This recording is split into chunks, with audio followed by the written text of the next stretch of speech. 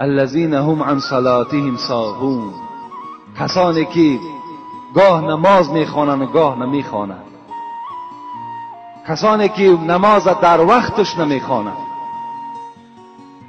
کسانی که در نماز بی پروا هستند، کسانی که روز نماز ترک میکنند لکن بیگاهی قضا میخوانندش، بیگاه قضا میخوانندش. انا همین ویل برای اونهاست، برای کسایی که در نماز بی پروا هستند، برای کسایی که نماز قضا میکنند، برای کسانی که نماز از وقتش گذرانیده بد میخوانند، اینها را خداوند ویل گفت.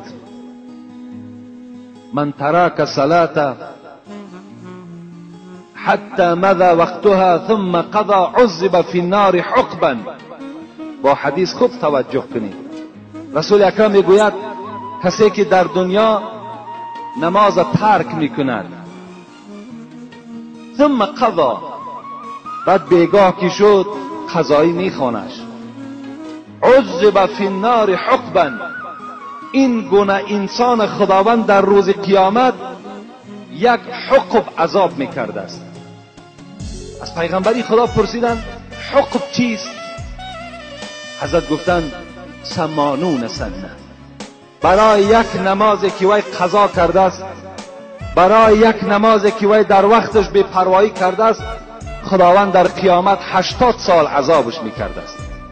الحق 80 سنه. پیغمبر گفتند 80 سال برای یک نماز قضا کرده خداوند عذاب میداده است.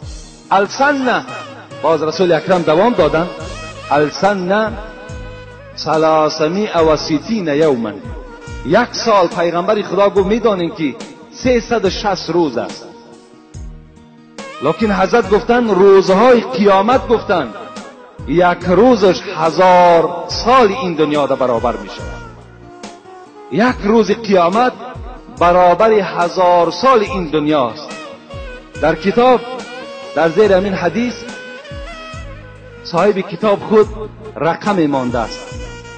گفته است برادرای عزیز، گفته است بیدار شوین که برای آدمی که نمازش را قضا میکند، برای آدمی که در وقتش نمازش نمیخواند، کار دنیایی برای او با ذوق و شوق پیدا میشود و نماز بعداً میخواند، حضرت گفتند 80 را به 360 ضرب کنید و بعداً حاصل این به 1000 ضرب کنید، در آخر برآوردن رقمش 28800 سال برای یک نماز قضا عذاب کرده میشه. 28,800,000 سال. گفتن برای یک نمازی که انسان بی پروایانه قضا میکنه. پس وای به حال بی نماز. وقتی آدمی که در نماز اینقدر بی پروا باشد، قضا خواند، 1000 عذرهای بی معنی را پیش میارد، لباسم بی نماز است، کار مشکل است، آب طهارت نیست، وقت خنک است، بعدا میخوانیمش. وقتی که اینقدر سالی دراز برای عذاب باشد، پس وای به آدمی که در دنیا بی نماز از دنیا میگذرد، وای به حالش. چه عذابی سخت دردناک برای او منتظر است. البته آگاه باشین که هر چیزی که در دنیا شما کاری دید، حاصل وی در قیامت همون گونه میبرداریم. حضرت لقمان حکایه میکنن که بار مولاش گفت که لقمان گفت امسال گفت برای من جو بکار، جو. حضرت رفته در زمین کنجید پرداختند. وقتی که حاصل شد، حضرت کنجید را درآویدند و نزد مولا بردند و گفتند، مولا گفتند حاصل برداشته شد. حضرت آمدن نگاه کردن مولای لقمان که خوابچه ها پر از کنجید است. گفت من بر شما نگفته بودم که برای من امسال جو کاره. حضرت لقمان گفتند من تصور کردم که اگر کنجید در زمین پرتافته شود شاید که حاصل جو شود. این مولا گفتند تو ابله بودی، تو به عقل بوده ای. نخواد که کنجید در زمین پرتافته شود و حاصل جو برداشته شود. گفتن من ابله نیستم، بلکه شما ابله هستید. زیرا که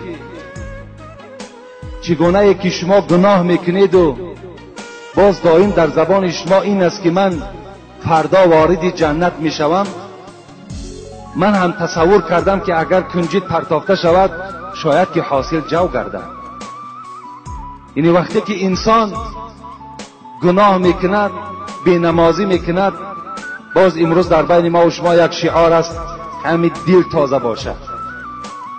این نماز، این عبادت، این مسجد، ولی بعضی دخترهای هستن که خدا برکتشان دهد که مثال سطرها دارن، با بعضی زنهای دیگر اونها را با مذاق میکنن.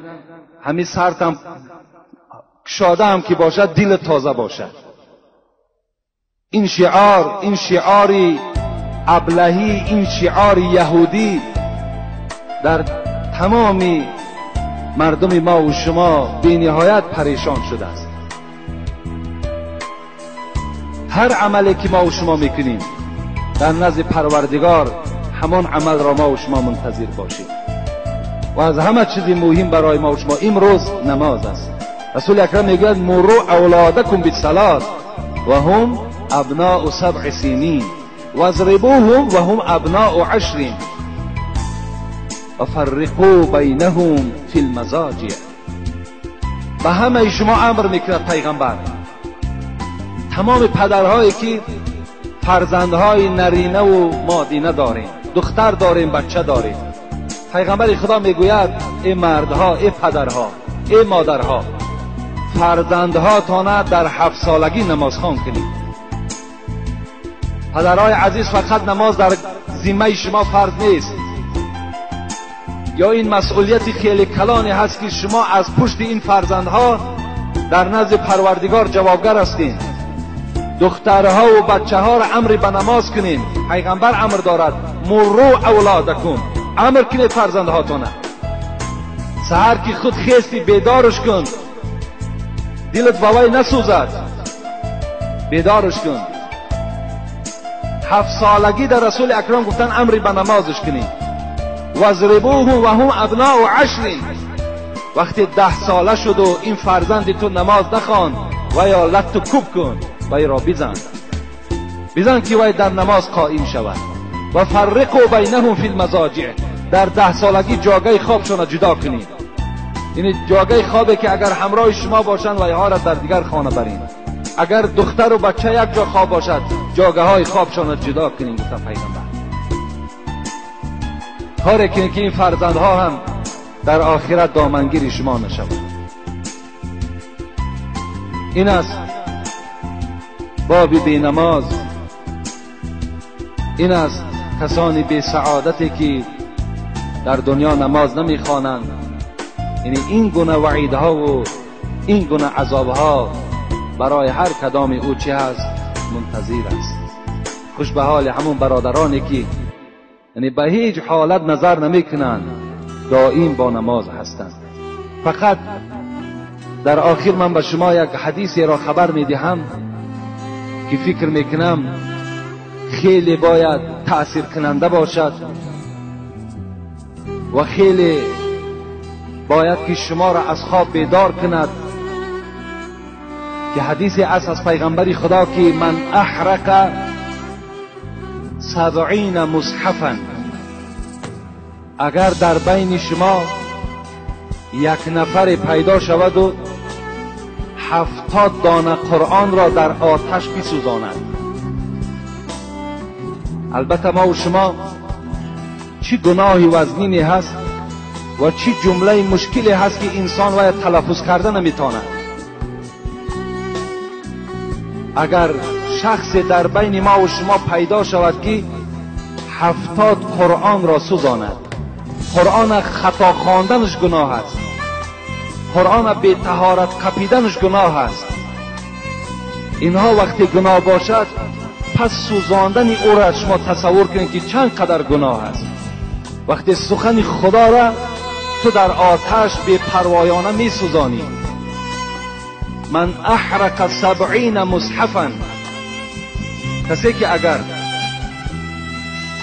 70 قرآن را در آتش بسوزاند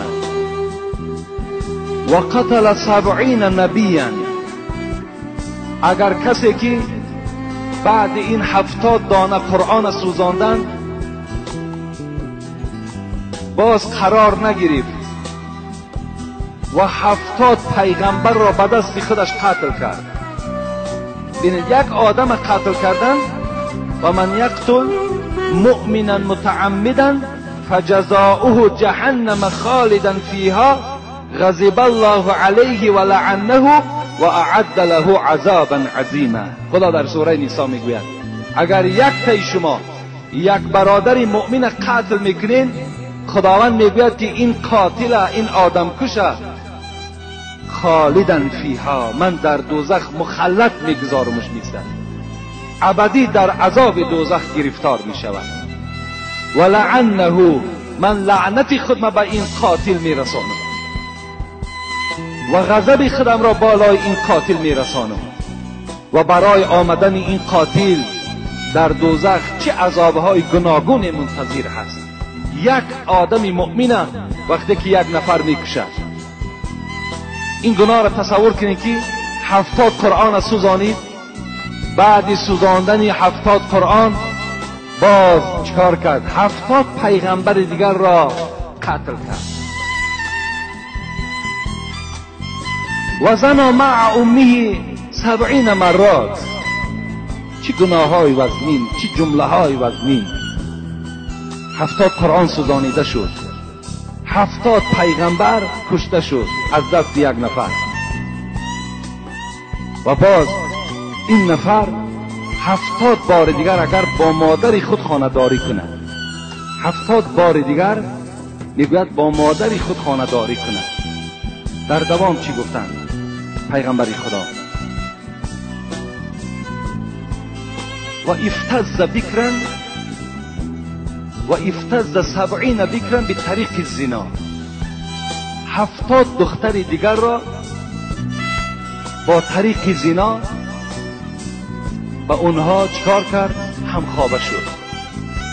4 گناهی که اینها را تلفظش مشکل است. گناه اینها دیگر حساب ندارد. 70 قرآن سوزاندن، 70 پیغمبر را قتل کردن، 70 بار با مادر خود زنا کردن، 70 دختری جوان با کاره چدر کردن. اقرب الى رحمت الله ممن ترک الصلاة. انا همین آدم به سوی رحمت پروردگار نزدیکتر است از آدم بی نماز دیده. انا همین آدم به سوی پروردگار بر رحمتش نزدیکتر است از شخصی که نماز نمیخواند. تصور کنین گناه را ببینید. 70 قرآن میسوزانی، 70 پیغمبر قتل میکنی، 70 بار مادر خود قتل زنا میکنی، 70 دختر قتل زنا میکنی، باز بر رحمت پروردگار تو نزدیکتر بود از شخصی که نماز نمیخواند. از این دیگر گناهی مشکل برای آدمی بی نماز نیست. اگر کسی که بی نماز است و این صدای ما را میشنود و اگر این سخن پیغمبر برای وی تأثیر بخش باشد، باید که برای گناههای پیشینه خود گریه کند، برای گناههای پیشینه خود غمگین شود و در حال تعلیم نماز گرفته نماز ادا کند. این حالت در بندگی او در نزد پروردگار ظاهر می شود.